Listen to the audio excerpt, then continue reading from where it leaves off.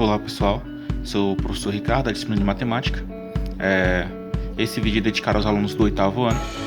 E hoje pessoal, nós vamos dar início, de fato, ao nosso conteúdo de estatística, que é do capítulo 7. Na última aula de matemática eu pedi para vocês darem uma estudada em porcentagem, que é o que vamos utilizar muito aqui nesse capítulo. A gente tem que ter noção de porcentagem. Então hoje vamos dar continuidade à nossa introdução do conteúdo, já observando algumas partes aqui do livro, certo? Essa folha aqui, ela é uma folha impressa aqui do início do capítulo 7. E aí eu vou utilizar aqui, vocês podem pegar o livro de vocês e acompanhar aí com o livro também. Vamos ver aqui, pessoal, para dar início aqui, ele tem muita coisa, mas eu não vou fazer a leitura aqui, vocês podem estar pegando o livro de vocês fazendo a leitura, eu não vou ler isso aqui para não vou ler tudo que está aqui na folha, porque o vídeo pode ficar muito grande. Então é o seguinte, para iniciar, vamos observar alguns exemplos para notar o uso adequado de estatística. Aqui eu tenho alguns gráficos, tenho 3 gráficos aqui. Mais adiante nós vamos ver como a gente vai saber o nome de cada tipo de gráfico. Mais adiante eu explico. Mas para introduzir esse conteúdo, ele fala o seguinte: uma revista divulgou o resultado de uma pesquisa sobre a preferência dos entrevistados em relação a um determinado produto. Ou seja, esses dados aqui mostram o resultado de uma pesquisa no mercado de sucos de fruta. Isso aqui é sobre suco de frutas. Os resultados foram colocados e organizados na tabela abaixo. Então eu tenho aqui a marca de suco nessa coluna. Nessa segunda coluna aqui, a coluna do meio, eu tenho a quantidade de consumidores.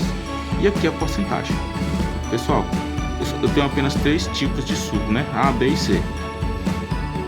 A quantidade de consumidores do suco do tipo A são 200, do suco B 500 e do suco C 300.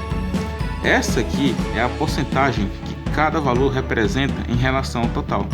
Pessoal, o total é sempre a soma de todos os valores. Ou seja, 200 mais 500 mais 300 dá 1000. Então foram 1000 entrevistados, Então total 1000. O total, pessoal, sempre será representado por 100%. Isso aqui eu expliquei na primeira aula. O total sempre será representado por 100%. Beleza? Então, 20% de 1000 corresponde a 200. 30%, aliás, 50% de 1000, 500. 30% de 1000, 300. Aí ele fala o seguinte, é importante notar nesse caso que a pesquisa foi feita com apenas alguns consumidores, externando um resultado que pode servir de estimativa para o total de pessoas dessa localidade. Então isso aqui foi feito apenas uma estimativa. É claro que não tem, se eu fosse fazer uma pesquisa em relação a qual o programa de TV favorito de uma determinada cidade, eu não posso sair perguntando para todo mundo daquela cidade. Eu tenho que selecionar algumas pessoas, de alguns bairros, fazer a pesquisa e utilizar aqueles dados como uma estimativa. Vamos mais adiante. Eu tenho aqui alguns conceitos, que foi uma das coisas que eu pedi para vocês pesquisarem na última aula. Eu tenho um conceito de amostra, tenho um conceito de população, tenho um conceito de rol. Então, como eu acredito que vocês tenham feito tudo certinho, eu vou passar por aqui bem rápido. Primeiro, a população. A população é um conjunto formado por todos os elementos que passam a oferecer dados relativos ao assunto em questão. Ou seja, aquelas pessoas lá que você vai entrevistar, certo? É aquele conjunto maior, conjunto total, é a população. A gente tem, pessoal, uma diferença entre população e amostra. A amostra, pessoal, é só uma pequena parte daquela população. Por exemplo, se eu for fazer uma pesquisa em relação à satisfação do tratamento de água daqui da cidade de Timor, a população vai ser as pessoas, a cidade de Timor, a comunidade timorense. A amostra será aquelas pessoas que eu vou selecionar para pesquisar, para perguntar. É lógico que eu não vou perguntar a todo mundo da cidade, Isso seria inviável, ia demorar bastante. Então a amostra vai ser aquelas pessoas lá que eu vou selecionar. Também não adianta eu perguntar pessoas apenas de um bairro, ou seja, um bairro que o abastecimento de água seja precário, ou perguntar apenas para aquele bairro que o abastecimento de água seja excelente. Então tem que selecionar algumas pessoas de alguns bairros aí. Então a diferença de amostra para a população é que a população é o todo e a amostra é apenas uma pequena parte da população. Às vezes, né, dependendo da população, a amostra geralmente pode ser igual à população, ou seja, perguntar para todos, né? Por exemplo, uma pesquisa em sala de aula, perguntar, pessoal, hoje vai ter lanche, aliás, amanhã vai ter um lanche na sala e eu quero saber qual é o lanche de preferência. Aí sim, a população vai ser os alunos, né, que eu vou perguntar para os alunos da sala, e a amostra vai ser também os alunos, ou seja, eu vou perguntar para todos, né, porque é uma população pequena, então nesse caso a população pode ser igual à amostra. Vamos lá. O hall, pessoal, é a nossa amostra de forma organizada. Simplificando para vocês, o nosso hall vai ser a amostra de forma organizada, né? Você vai simplificar e organizar em tabelas ou gráficos. Então aqui tem até o conceito dele. Chama-se hall. Uma sequência de dados numéricos dispostos em ordem crescente ou decrescente, ou seja, você vai só organizar ele. Você pega aquela amostra e vai organizar, você vai ter o hall. Aqui temos alguns exemplos, né? Idade dos alunos do 8º ano que tem matemática como matéria preferida. Então 12, 13, 14, 11, 14, 12, 15, 11 e 12. Então se você observar essa população aqui, que provavelmente é igual à amostra, né, que eles são valores, é uma quantidade pequena, só tem 1, 2, 3, 4, 5, 6, 7, 8, 9, 10 valores, pequena, está de forma desorganizada. O que eu vou fazer? Eu vou organizar. Quando eu organizar, eu vou ter o hall. Então aqui, ó, se você observar, ele organizou de forma crescente, né? Aqui ele colocou 11, 12, 13, 14. Por quê? Porque o 11 se repete algumas vezes. O 12 também, o 13 também, o 14 também. Ou seja, ele simplificou, colocou os que aparecem lá, os dados que aparecem.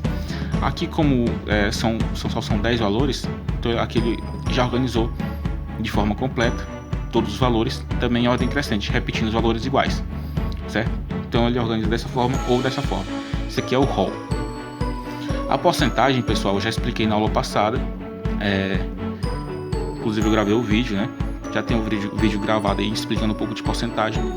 Não vou perder muito tempo aqui nessa parte, porque senão o vídeo fica muito longo e às vezes demora um pouco para processar no YouTube, certo? Mas vocês podem estar revendo esse conteúdo.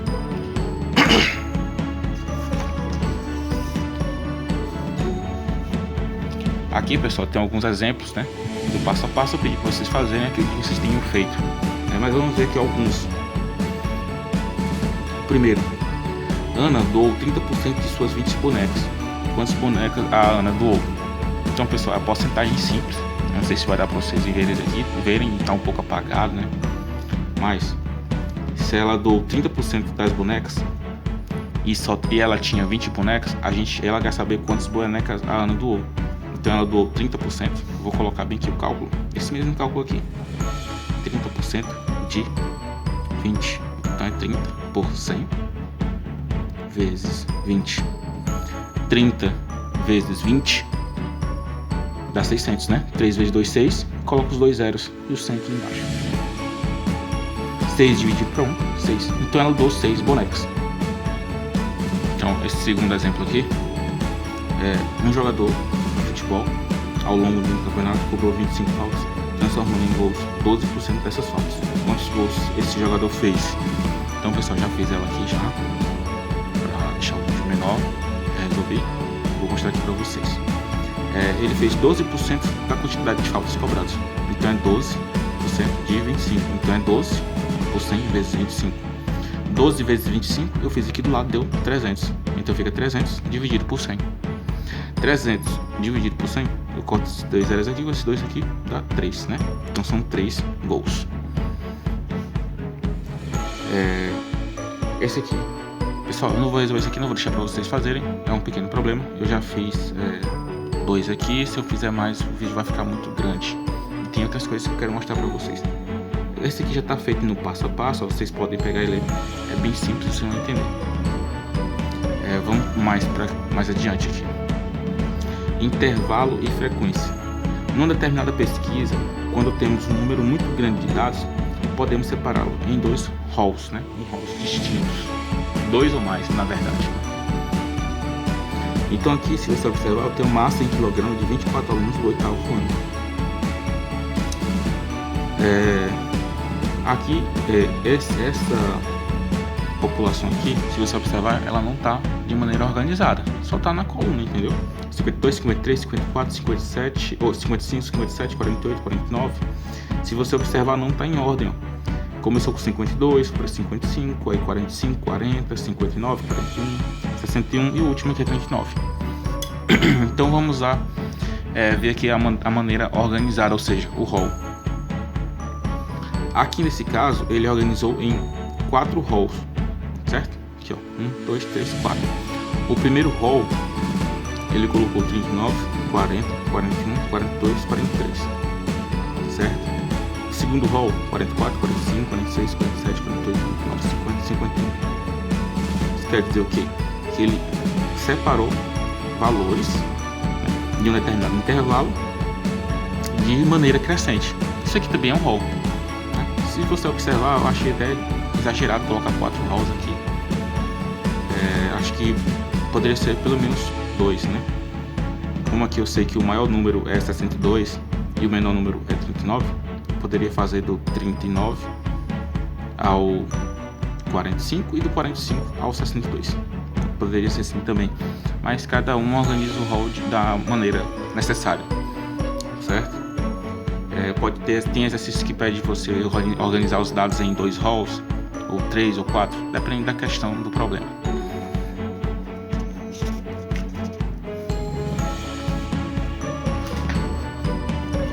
Aqui, pessoal, nessa página, na página seguinte, que é a página 144, eu tenho a amostra de alguns gráficos aqui, certo? Lembrando que aqui mais em cima tem o resto daquele probleminha lá da organização do hall. Aqui ele já organizou de outra maneira aqui, ó, certo? Vocês vão dar uma olhadinha, mas que já fique bem claro. Por exemplo, aqui ele organizou de acordo com a idade, do 39 ao 43, aliás, a massa, né? De 39 kg a 43 kg são 5 dados, de 44 a 51 são 8, de 52 a 56 tem 5, 57 a 62 tem 6. Então, essa aqui foi uma outra maneira de organizar. Vamos lá para os tipos de gráfico, pessoal. Isso aqui também é muito importante. Isso aqui é uma das partes mais importantes que tem que saber. Os tipos de gráfico, né? Aqui a gente tem 3. Gráfico de segmento, colunas, barras e setores. Pessoal, muita gente confunde esses dois aqui, ó. Coluna e barra. São bem parecidos.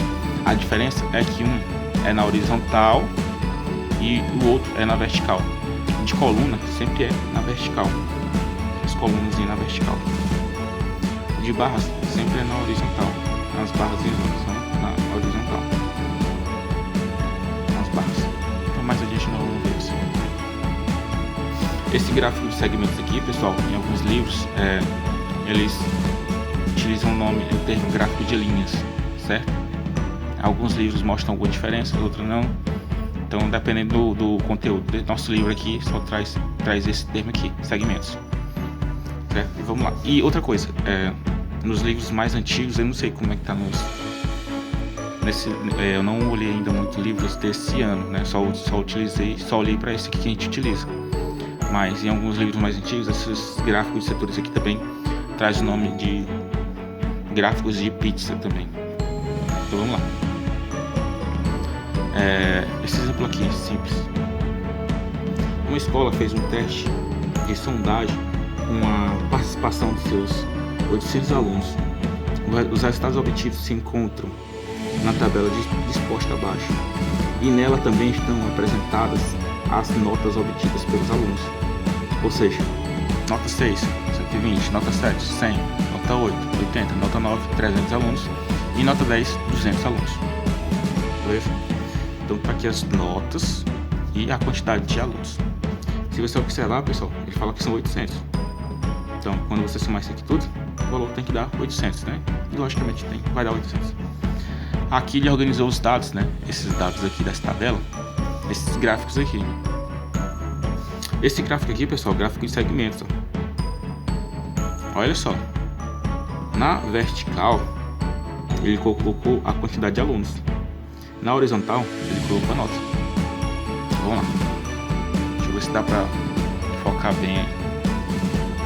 Nesse gráfico, apenas os extremos dos segmentos de reta oferecem informações sobre o comportamento da amostra. Beleza? Isso aqui é uma característica importante. Posso colocar lá na avaliação qual a principal característica do gráfico de segmento. Seria essa a resposta aqui. Beleza? Não esqueçam, pessoal. Lá na questão eu vou perguntar qual a principal característica do gráfico de segmentos. Essa aqui seria a resposta. Certo? Então, nota 6. Aí você vai observar aqui, ó. Tá aqui indicando a quantidade de alunos. Nota 9. Foram 300 alunos. Nota 6, 120. A nota 7 aqui, ó. 100 alunos. E assim por diante, né? Nota 10. 200 alunos.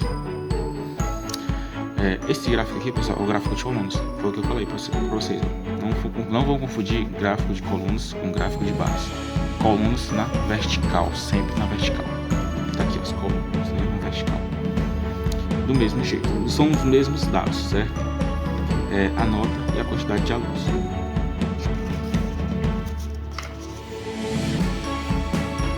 Aqui, pessoal, nesse aqui, tem um gráfico de barras. Então, como eu falei pra vocês, deixa eu colocar aqui.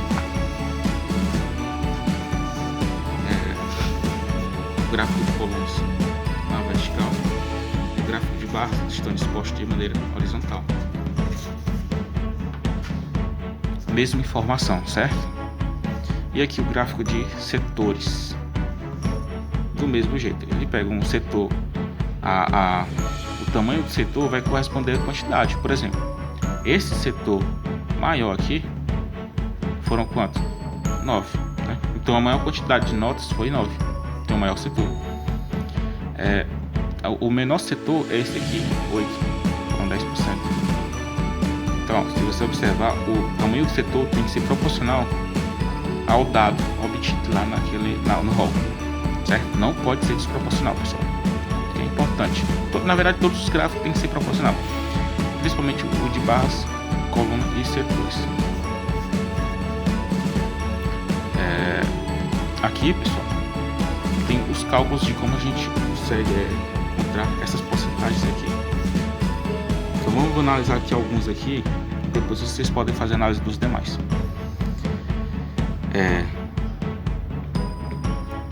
Devemos efetuar certos cálculos para a construção do gráfico setorial, texto de cima aqui. Esses cálculos envolvem porcentagem, que é encontrada usando-se regras de 3 simples.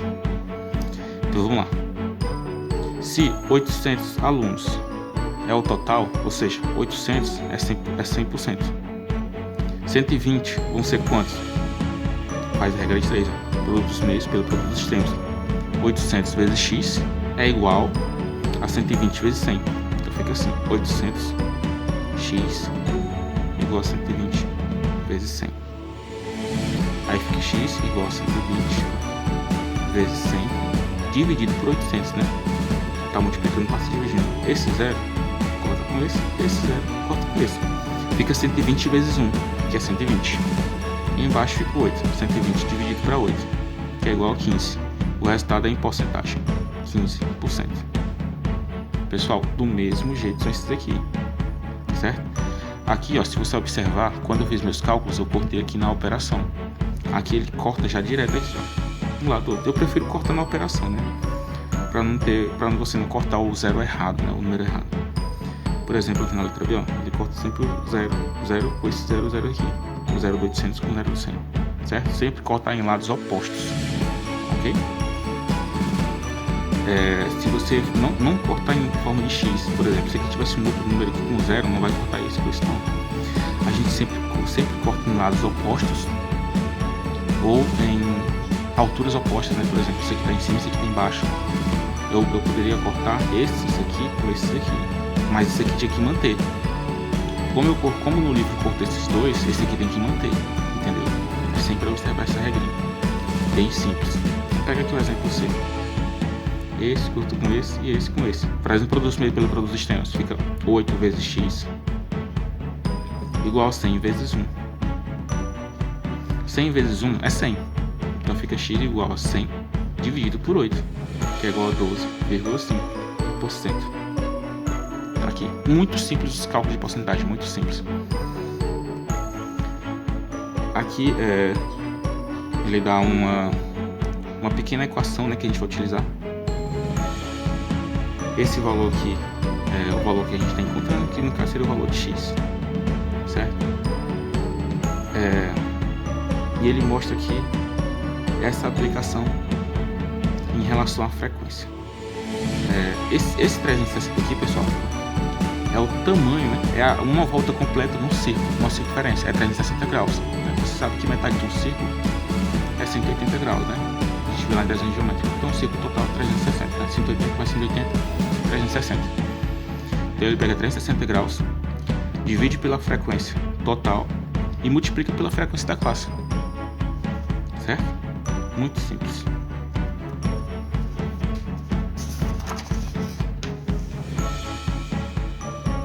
Aqui, pessoal, tem a explicação do resto dos cálculos que a gente mostrou ali na folha anterior.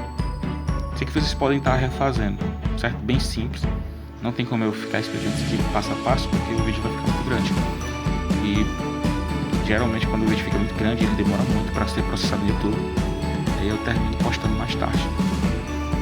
Pessoal, aqui tem um outro passo a passo, bem resolvido. Não tem como vocês terem problemas com isso aqui. Vocês vão refazer esse passo a passo, da página 146. Vão continuar aqui, ele continua na página 147. E logo após o passo a passo tem uma aplicação. Essa aplicação, ela começa na página 147, vai até a página 148, certo? E eu acredito que vai até a página e até continua a página 149. Beleza? Vocês vão resolver essa aplicaçãozinha aqui. Então a primeira coisa que vocês vão fazer depois de ver esse vídeo é tentar fazer o passo a passo que eu acabei de colocar aqui. Viu? Isso aqui tá muito bem explicado. Os cálculos. Vocês vão pegar, refazer esses cálculos. Quando vocês terminarem de fazer esse passo a passo, vão dar um tempo de descanso e depois vão fazer a aplicação. Terminou de fazer a aplicação, tira uma foto e me envia para eu fazer a correção. Beleza? Próxima aula eu vou tentar corrigir essa aplicação, nem que seja algumas questões, as questões mais complexas, tá ok? Então até mais. Bons estudos.